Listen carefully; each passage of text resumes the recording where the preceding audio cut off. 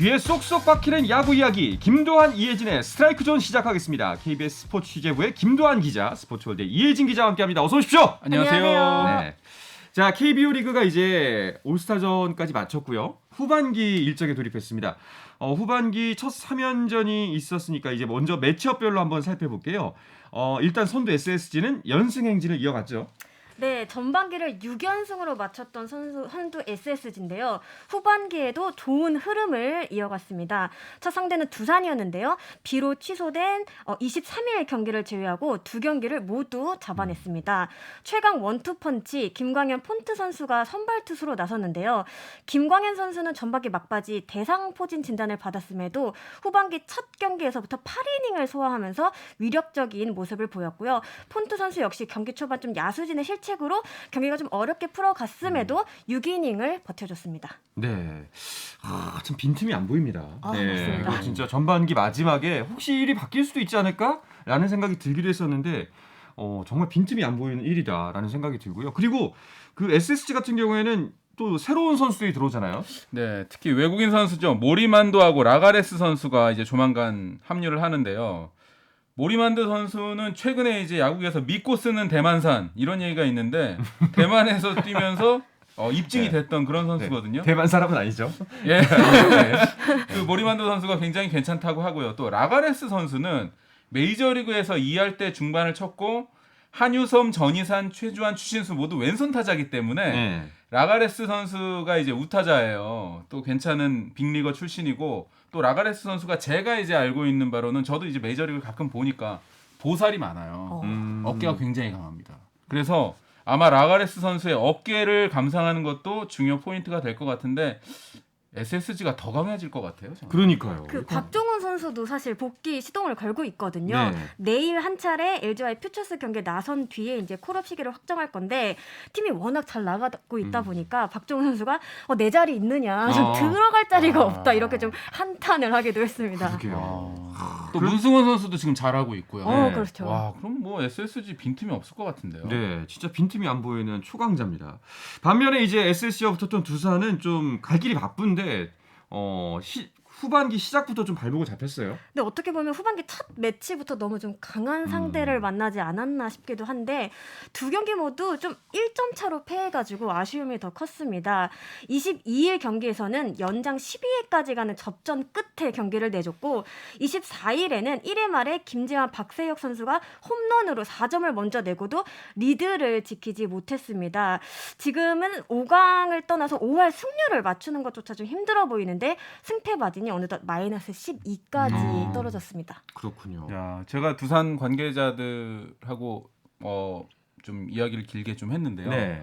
2구 동성으로 SSG랑 할 때 굿이라도 좀 해야겠다. 이렇게 얘기할 정도로 올 시즌 SSG만 만나면 연장 가가지고 진짜. 다 이렇게 깨지고 있거든요. 그러니까요. 두산 베어스 팬들이 지금 토요일은 비가 와서 못했고 금요일, 일요일 경기를 보면서 굉장히 시리에 잠겨 있습니다. 지금 너무나 뼈아픈 패배예요. 두산 입장에서는 차라리 이렇게 석패가 아니라 진짜 그 작은 점수 차가 계속 진다는 게 오히려 약간 트라우마로 남을 정도로 좀 힘들 것 같기도 합니다. 어제 특히 곽빈 선수가 네. 이재원 선수의 이 맞습니다. 공에 맞아가지고 그 중간에 내려갔거든요. 지금 부상 부위가 아직 지금 리포팅이 올라오진 않았는데 곽빈 선수가 만약에 다치게 되면 두산 정말 먹구름이거든요. 네. 큰일 났습니다. 알겠습니다. 자, 2위 키움 같은 경우에는 이제 삼성과 주말 3연전을 치렀습니다. 네, 이번 주말 3연전 가운데 가장 좀 많은 관심이 쏠린 경기가 저는 고척 경기가 아니었나 싶은데 결과적으로 키움이 삼성을 상대로 위닝 시리즈를 거두면서 좀 기분 좋게 후반기를 출발을 했습니다. 네. SSG와 마찬가지로 좀 확실한 원투 펀치를 가동해서 먼저 흐름을 잡았는데요. 안우진, 에릭 요키시 선수가 나서서 각각 6이닝 무실점, 7이닝 무실점 피칭을 펼치면서 승리의 발판을 마련을 했습니다. 네. 삼성 같은 경우에는 전반기 이제 11연패 마지막을 장식했는데 2연패를 또 추가를 했어요. 네. 그러니까 이 오승환 선수가 이 전반기 끝날 때 배정대 알포드 선수한테 홈런 맞았죠. 그리고 후반기 시작과 함께 송성문 선수한테까지 또 홈런 맞으면서 계속 무너졌거든요. 오승환 선수 굉장히 안타까웠는데 이 난세의 영웅은 허윤동 선수였어요. 허윤동 선수가 어저께 제가 사실 이제 고척에 갔다 왔는데 네. 어제 생애 최다인 7개 탈삼진 잡고 6이닝 무실점하면서 13연패 사슬을 끊었는데요. 허윤동 선수가 인터뷰가 재밌는 게 팬들 걱정하더라고요. 팬들이 음. 얼마나 속상하셨겠냐. 고척에 삼성 팬들이 굉장히 많이 오셨거든요. 그래서 굉장히 기쁘다 뭐 이런 얘기도 했고 또 오재일 선수, 구자욱 선수 정말 어제 전력 질주하는 모습이 굉장히 인상 깊었습니다. 네. 근데 이제 삼성은 만약 이런 추세라면은 그 좀 후반기 힘들지 않을까 좀 싶기도 해요. 지금 말씀하셨는데 마무리 오승환 선수가 네. 좀처럼 좀 제 궤도를 찾지 못하고 있는 부분이 저는 크다고 보는데요. 7월 4경기에서 2패 평균 자책점 18.90으로 지금 무너지고 있습니다. 말씀하신 것처럼 또 3경기 연속 블론 세이브까지 범하면서 삼성의 연패가 이렇게 좀 길어지는데 좀 역할을 좀 하지 않았나 싶습니다. 근데 문제는 대한카드도 그렇게 마땅하지는 않다는 점인데요. 삼성 불펜의 경우 평균 자책점 4.97로 리그 최하입니다. 그나마 이제 오승환 선수 외에 마무리 경험이 있는 투수를 좀 짚어보자면 우규민, 뭐 장필준 선수 정도일 텐데요. 다행히 이 두 선수가 좀 최근 페이스가 나쁘지 않다라는 점은 좀 고무적인 것 같습니다. 삼성이 좀 후반기에 치고 나가기 위해서는 이 뒷문을 어떻게 구성하느냐가 좀 관건이 되지 않을까 싶습니다. 네. 좀 격세지감을 느낍니다. 오승환 선수가 뜨는 순간 이제 승리 공식이었는데 예, 이제 진짜 정말 나이는 어쩔 수가 없는 건지. 고척돔이요. 그 예. 선수, 팬, 그 다음에 뭐 관계자 다 같이 엘리베이터를 같이 타요. 근데 어저께 오승환 선수랑 경기 끝나고 엘리베이터에 같이 있었어요. 근데 평상시에 오승환 선수가 과묵해 보이잖아요. 네. 근데 굉장히 수다쟁이에요. 근데 어제는 굉장히 그 돌부처답게 네. 말수가 많이 줄었더라고요. 그래서 서로 이제 덕담 주고받으면서 그 마쳤는데 엘리베이터 안에서 조금 이 기가 죽어 있는 오승환 선수를 봐서 좀 마음이 안타까웠는데 지금 뭐 좋은 거 많이 먹고 있고 또 체력 회복을 하려고 한다니까 그래도 한번 오승환 선수를 기대해 봐야 될 것 같고요. 네. 허삼영 감독이 이 보직 변경을 할 수도 있다 이렇게까지 얘기를 했기 때문에 오승환 선수의 부담을 줄여주는 뭐 그런 방안도 저는 좀 있을 것 같습니다. 네, 알겠습니다. 자, 그리고 3위는 LG인데 NC와 첫 3연전을 치렀죠. 네, LG는 조금 천천히 후반기 걸음을 뗐는데요. NC와의 맞대결에서 1승 2패로 루징 시리즈를 당했습니다. 두 팀은 22일, 23일 경기에서는 1승씩 나눠 가졌는데요. LG 입장에선 24일 경기가 좀 아쉬웠습니다. NC 에이스죠. 루친스키 선수에게 7이닝 동안 꽁꽁 묶였습니다. 반대로 마운드에서는 73일 만에 선발 등판한 배재주 선수를 2이닝 만에 교체하고 일찌감치 불펜진을 가동하는 승부수를 냈으나 통하지가 않았습니다. 344일 만에 복귀한 송은범 선수가 세 번째 투수로 나서 1.2이닝 동안 3실점하면서 패전 투수가 됐습니다. 네. 그 이번에 LG가 겪은 그 루징 시리즈가 6월 이후 36경기 만이라고 하더라고요. 예, 오히려 뭐 긍정적으로 보면 그만큼 지금 한 달 반 동안 굉장히 좋았었기 그쵸. 때문에요. 이번 거를 또 이제 야구로 삼으면 될 것 같고요. 지금 이제 중요한 게 LG 트윈스하고 SSG의 정말 대첩 같은 빅매치가 있거든요. 그래서 랜더스 필드에서 있는 이 3연전 과연 누가 이길지 플러코, 임창규, 켈리가 나갈 것 같은데요. LG 트윈스 또 일어날 힘이 있기 때문에 한번 기대해 보겠습니다. 알겠습니다. 자, NC 같은 경우에는 주장을 교체했다는 소식이 있습니다. 이거는 팀 분위기를 쇄신을 위해서 내린 카드라고 봐야 될까요? 그렇습니다. NC는 후반기 시작을 앞두고 주장을 기존 노진혁 선수에서 양의지 선수로 교체를 했습니다. 팀과 개인 모두를 고려한 선택이었는데요. 노진혁 선수는 올 시즌 의욕적으로 주장 완장을 찾지만 좀 계속되는 부진으로 조금 힘든 시간을 겪었습니다. 또 올해 잘 마치면 FA 자격을 얻게 되거든요. 좀 중요한 시기를 앞둔 만큼 부담을 줄여줬다고 볼 수 있겠습니다. 이로써 지난 2년간 NC 주장으로 활약했던 양의지 선수가 올해 다시 선수단 중심에 서게 됐는데요. 오각을 떠나서 그동안 팬 여러분들께 못 보여드린 걸 보여드리는 게 중요할 것 같다. 이렇게 목표를 전했습니다. 제가 잘 몰라서 여쭤보는 걸 수도 있는데 이제 뭐 정말 초강수로 간다면 뭐 감독 교체가 있을 수도 있고요. 뭐 여러 가지 선수를 방출하고 다시 들여오는 것도 있는데 주장 교체는 이런 팀에서 어떤 의미를 가지나요, 보통?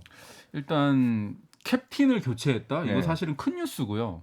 캡틴이 의외로 하는 일이 많아요. 그럼요. 네. 주장이 딱 모여서 그 선수단의 의사를 코칭 스태프나 프런트에 전달해주는 역할.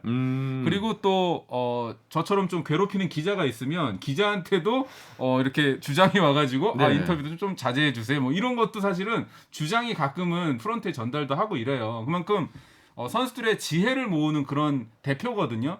그리고 저는 또 하나 어떻게 보냐면요. 제가 임선남 단장하고 인터뷰했을 때 올 시즌은 내부 FA에 충실해야 된다라는 말을 했어요. 이 얘기는 뭐냐면 양의지 선수가 지금 뭐 물론 다른 팀에서 공식적으로 그런 건 없지만 인기가 좀 있어요. 근데 올해 이제 FA 또 재취득을 하거든요. NC가 양의지를 잡을 의지가 있는 것으로 저는 제 개인적으로는 파악을 하고 있는데 어떻게 보십니까? 근데 어쨌든 말씀하신 것처럼 양의지 선수에 대한 그 관심이 네. 스멀스멀 올라오는 것은 굉장히 사실이고요. 굉장히 인기가 있더라고요. 의외로. 그만큼 또 NC도 단단히 뭔가를 준비해야 되지 않을까 싶습니다. 네. 여러 가지 포석이 있는 예, 거군요. 그런 선수들은. 다양합니다 지금. 그렇군요. NC가 양의지 선수 잡겠다는 것 네. 같은데요. 아마 또 원희 전쟁이 또 일어날 것 같아요. 이런 분석 너무 좋습니다. 알겠습니다. 자, 4위 KT는 한화를 상대해서 2승 1패를 기록했는데요. KT의 올 시즌 한화 상대로 한 첫 위닝 시리즈라고 봅니다. 이 이야기는 잠시 쉬었다 와서 자세하게 나누도록 하겠습니다. I said the words I never said when you were with me. 국내 유일 스포츠 매거진 라디오 한상원의 스포츠. 자, 야구계 이슈부터 논란까지 정확하게 짚어드립니다. 귀에 쏙쏙 박히는 야구 이야기, 김도한, 이혜진의 스트라이크 존, 스포츠월드의 이혜진 기자, KBS 스포츠 취재부의 김도한 기자와 함께하고 있습니다. 자, KT 디펜딩 챔피언입니다. 4위까지 올라오면서 이제 가을 야구 가능성을 높여놨는데, 근데 아까 앞서 말씀드렸던 것처럼 한화한테 약한 거는 또 몰랐어요. 진짜 이래서 야구 모른다 이런 말 나오는 것 같습니다. 올 시즌 최하위로 정말 크게 처져 있는 한화잖아요. 그런데 유일하게 상대 전적에서 앞서는 팀이 바로 KT입니다. 전반기 치른 6번의 맞대결에서 5승을 거뒀습니다. 심지어 5월 말에는 홈에서 맞붙어 수원에서 수입승을 거두기도 했습니다. 심지어 후반기 첫 맞대결에서도 승리를 하면서 이 천적 관계를 이어가는 듯 했는데요. 그때의 KT와 지금의 KT는 조금 달랐습니다. 23일, 24일 경기를 연이어 잡아내면서 올 시즌 하나를 상대로 첫 위닝 시리즈를 거뒀습니다. 기아가 좀 무섭게 쫓아오고 있잖아요. 네. 그런 만큼 좀 중요한 좀 어떤 전환점이 아니었나 싶습니다. 야, 근데 참 이 천적 관계라는 게 진짜 있긴 있나 봐요. 이게 수입도 아니고 위닝 시리즈인데 이게 그렇게 또 놀라운 소식이 될 정도라면은 KT 입장에서는 사실 좀 더 올라가야 되잖아요. 그쵸. 안정권에 있어서 뭐 이제 3위권 안에 올라가야 돼. 그 간극이 좀 있어 보입니다만 후반기에 좀 더 기분 좋은 출발이 된 것 같아요. 네, KT 하나전 징크스 이제 고영표 선수가 끊었고 또 네. 조용호 선수가 3경기에서 안타를 무려 8개 쳐냈는데요. 저도 이제 현장에서 선수들 만나보면은 상성이 있다고 해요. 진짜로. 뭐 이 팀하고는 잘 안 풀리고 왠지 잘 맞은 타구도 야수 정면으로 가고 이제 그게 사실은 KT와 하나의 관계였는데 이걸 끊었기 때문에 KT가 좀 올라갈 가능성이 있는 것 같고 또 최근에 박병호 선수가 지금 홈런 가뭄이 있는 상황에서 네. 2승 1패로 마쳤기 때문에 또 비도 좀 도와줬거든요. 폭우로 강호 콜드 게임도 있었고 하니까 KT가 좀 운이 좀 따르는 것 같습니다. 네. 자, KT가 강한 한화 같은 경우에는 지금 34경기째입니다. 예. 이거 웃으면 안 되는데 죄송해요. 그러니까요. 이제 후반기에 사실 뭐 가을 야구도 어렵고 그리고 심지어 9위하고 경기 차도 10경기 가까이 나요. 지금 네. 9경기 반인데 지금 한화는 어떻게 해야 될까요? 진짜 지금 하나는 좀 상태가 좀 심각한 상황인데 네. 현재 10개 구단 가운데 유일하게 승률이 3할이 안 됩니다. 말씀하신 것처럼 5강은 이미 너무 벌어졌고 바로 위 NC와도 9.5경기 차가 나는 상황입니다. 제가 시즌 초반에 그 정민철 단장에게 이 비슷한 질문을 한 적이 있어요. 올해 하나가 좀 궁극적으로 나아가고자 하는 방향은 대체 무엇이냐라고 했을 때 제가 정확한 기억은 아니지만 계획한 대로 좀 차근차근 성장하는 거라고 했던 게 기억이 나거든요. 물론 뭐 부상 등의 좀 변수가 있다고 하지만 제가 느끼기에는 지난해와 올해 그렇게 다른 점을 못 느끼게 했어요. 또 리빌딩을 앞세우고 있지만 단순히 선수층이 어려졌다라는 것만으로 이게 육성이라고 할 수 있느냐, 저는 이 부분에 좀 의문을 제기하고 싶습니다. 그러니까 저도 이 리빌딩 물어보니까 김인식 감독 있잖아요. 네. 전 한화 감독, 국민 감독으로 불렸던 김인식 감독은 리빌딩은 성적하고 함께 가야 된다.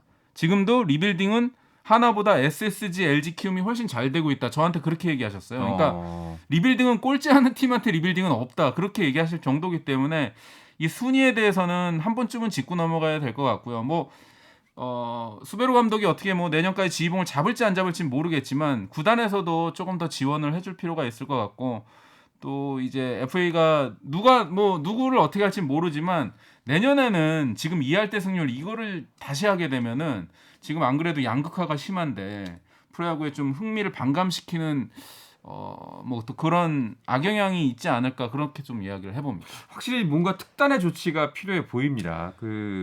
일단은 뭐 10위는 할 수 있어요. 그런데 그쵸. 이제 내면을 보면은 1위와 34경기 차이라는 게 이게 좀 말이 안 되는 거거든요. 또 뭐 전문가는 김인환 선수 한 명 외에는 뭐 리빌딩으로 키운 선수도 없다. 뭐 그렇게까지 얘기를 할 정도니까 노시환 선수 뭐 예전부터 있었던 선수다. 그렇게도 얘기를 하면서 혹평을 했거든요. 그러니까 좀 하나의 분발이 필요해 보입니다. 네. 자, 그리고 이제 6위 기아와 7위 롯데 경기 이제 서로 가을 야구를 향해서 무섭게 질주해야 되는 두 팀의 경기가 있는데 어제 경기가 이게 정말 맞는 점수인가?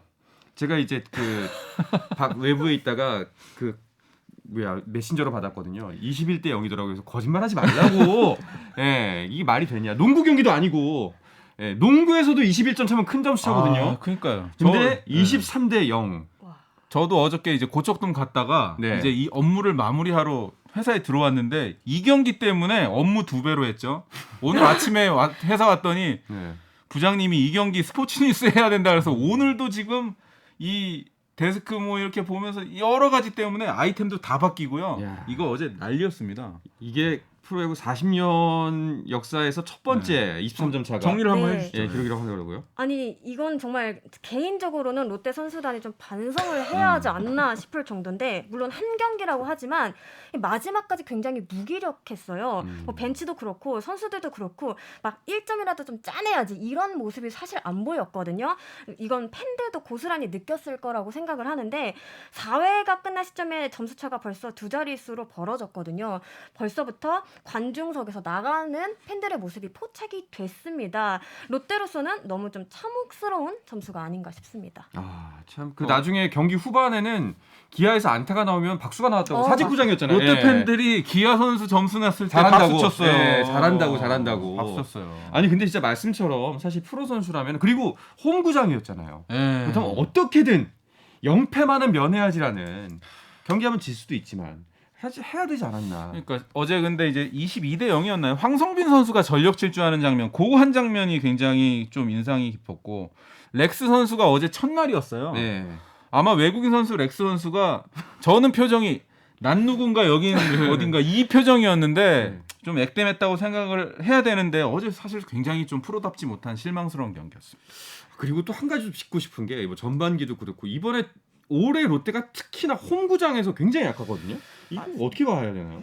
올 시즌을 앞두고 롯데가 홈구장 리모델링을 했잖아요. 네. 이게 이제 투수 친화적인 좀 구장을 만들겠다고 했는데 오히려 팀 평균 자책점이 더 떨어지는 그런 좀 잘못된 결과를 내고 있습니다.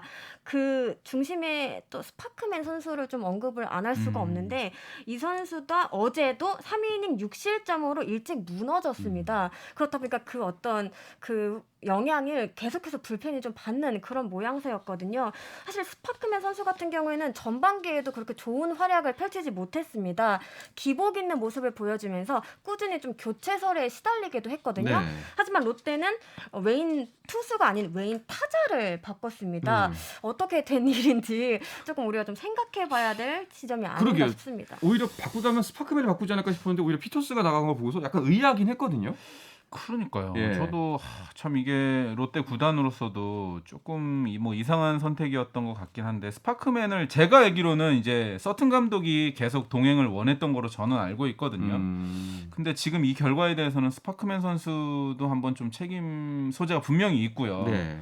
또 반등을 하기 위해서는 어제 이제 데뷔했던 렉스 선수가 잘 쳐야 되는 뭐 그런 상황도 있는데 지금 투타의 불균형이 너무 심하기 때문에 일단 좀 연승이 필요한데 내일부터 두산과의 경기거든요. 네. 잠실구장에 저희 이제 카메라도 나가는데 잠실에서 좀 반등의 그런 실마리를 잡아야 될 것 같습니다. 그렇군요.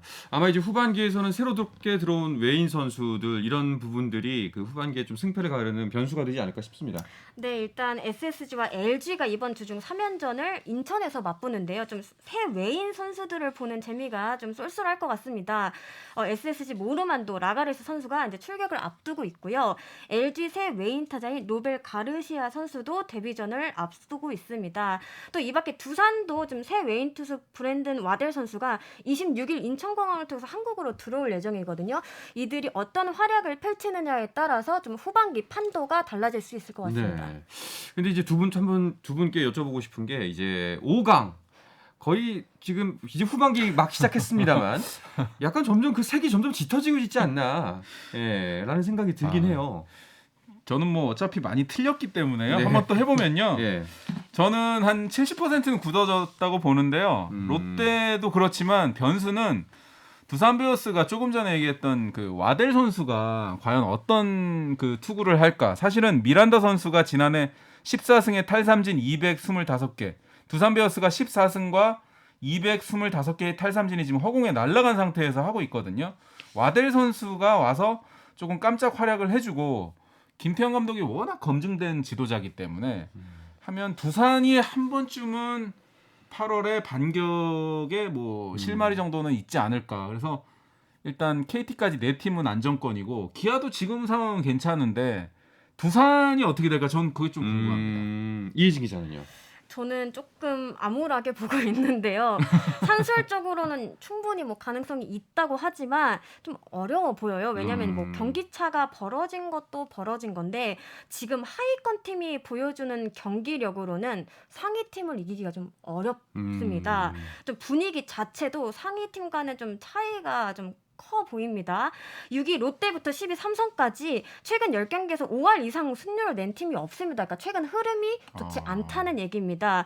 더욱 이제 8위 삼성부터는 5강과 이미 10경기 이상 벌어져 있거든요. 사실상 이렇게 되면은 순위를 떠나서 좀 다른 전략을 세울 수도 있다고 저는 생각이 듭니다. 순위를 떠나서 다른 전략은 어떻게 세우죠? 뭐 예를 들면 하나 같은 경우에는 지금 뭐 5강과도 20경기가 멀어졌거든요. 네. 사실상 순위 싸움을 한다는 게 좀 의미가 없을 수도 있다는 좀 냉정한 생각이 들어요. 이럴 경우에는 정말로 다시 어떤 밑바닥부터 좀 어떤 목표를 세워야 될지부터 좀 다시 정해야 되지 않을까라는 생각도 듭니다. 알겠습니다. 자, 후반기 뭐 순위 경쟁뿐만 아니라 또 다른 볼거리들도 많아 보이거든요. 일단은 이대호 선수의 이제 은퇴 투어가 시작이 됐죠. 네, 이대호 선수가 이번 주 목요일날 이제 두산과의 경기에서 두산이 또 이제 선물을 준비해서 은퇴 투어를 하는데요. 이승엽 선수가 예전에 했던 것처럼 이제 구장 갈 때마다 시리즈의 이제 마지막 3연전 마지막 경기 때 선물을 받고 이제 기념 촬영을 하는 그런 수순인데 어제 이대호 선수 표정이 또 너무 안 좋았거든요. 오늘 스포츠뉴스에 저희 편집해가지고 또 나가는데 굉장히 안타까운데요. 내일부터 좀 반등을 좀 했으면 좋겠습니다. 알겠습니다. 자, 개인 타이틀 경쟁도 후반기부터는 이제 좀 더 가열차질 것 같습니다. 타율 부분을 보니까 지금 1, 2, 3위가 거의 차이가 없어요. 네, 그렇습니다. 예. 1위 지금 삼성 피렐라 선수가 타율 3할 3푼 8리로 이 부분 1위에 올라 있는데 2위 롯데 이대호, 3위 키움 이정우 선수와 1, 2씩밖에 차이가 나질 않아요. 그러니까 한 경기 결과에 순위표가 요동칠 수 있다고 봅니다. 여기에 기아 소크라테스 선수도 3할 3푼 1위로 바짝 뒤쫓고 있거든요. 네. 후반기 더욱 재밌어지지 않을까 싶습니다. 그렇죠. 과연 이대호 선수가 네. 진짜 유종의 미를 거둘 수 있을 것인지 이 부분도 보면 재밌을 것 같고요. 그리고 이제 아직은 좀 이릅니다만 현재 시점에서 MVP 경쟁 같은 경우에는 뭐 팀 성적, 개인 성적 양쪽을 놓고 봤을 때 아무래도 SSG 김광현 선수가 가장 좀 앞서 있지 않나 하는 생각이 들기도 하는데요. 이거 어떻게 보세요? 저도 요즘에 네. 가끔 MVP 누구 찍을까, 골든글러브 누구 찍을까 사실은 상상을 하고 있는데요. 현재로는 김광현 선수도 괜찮고 또 이정우 선수 이야기도 나오고 있고 그렇죠. 뭐 여러 가지 후보가 있는데 어때요? 저는 아직 못 정했어요. 저도 못 정했어요. 근데 일단은 김광현 선수가 좀 가능성이 높은 것은 맞아 보입니다. 일단 팀이 1위를 하고 네. 있다는 부분이 좀 플러스 요인이지 않을까 싶고 평균 자책점 전체 1위를 또 네. 하고 있잖아요. 이 부분도 굉장히 높게 평가가 되지 않을까 싶은데 저는 키움 안우진 선수도 굉장히 좀 변수가 될 수 있을 그렇죠. 것 같아요. 지난 22일 고척 삼성전에서 6이닝 무실점을 막하면서 평균 자책점이 1점대로 내려왔습니다. 이닝수 또 탈삼진 이런 식으로 세부 지표도 굉장히 좋거든요. 후반기 어떻게 좀 진행이 될지 좀 지켜봐야 할 것 같습니다. 그렇네요. 그러네요. 저는 또 안우준 선수 허구현 총재가 WBC 대표 멤버 할 때 어떻게 원칙을 할지 저 그것도 궁금하거든요. 맞아요. 왜냐하면 좀 이제 안 좋았던 이슈들이 있기 때문에 그런 것도 투표에 사실은 좀 가만히 되는 분들도 있잖아요. 그러니까 팀 순위도 사실은 중요하고 여러 가지 이제 뭐 안팎의 이슈도 있기 때문에 기록과 함께 그런 거 보는 거. 그리고 박병호 선수 같은 경우에는 또 이 돌아온 홈런왕이라는 또 그런 이미지가 있어서 음. 김광현, 박병호, 이정우, 안우진 정말 재밌을 것 같습니다. 후보군이 많네요. 네. WBC 그 야구 대표팀 이야기가 나와서 그런데 그 KT 이강철 감독이 선임이 됐죠. 네, KBO는 지난 21일 기술위원회를 열고 이강철 KT 감독을 WBC 국가대표팀 감독으로 선임했습니다. 이 단기전의 특성상 마운드 전력 운영 능력이 좀 중요하다라고 고려를 해서 현역 감독을 우선적으로 검토했다 이렇게 밝혔습니다.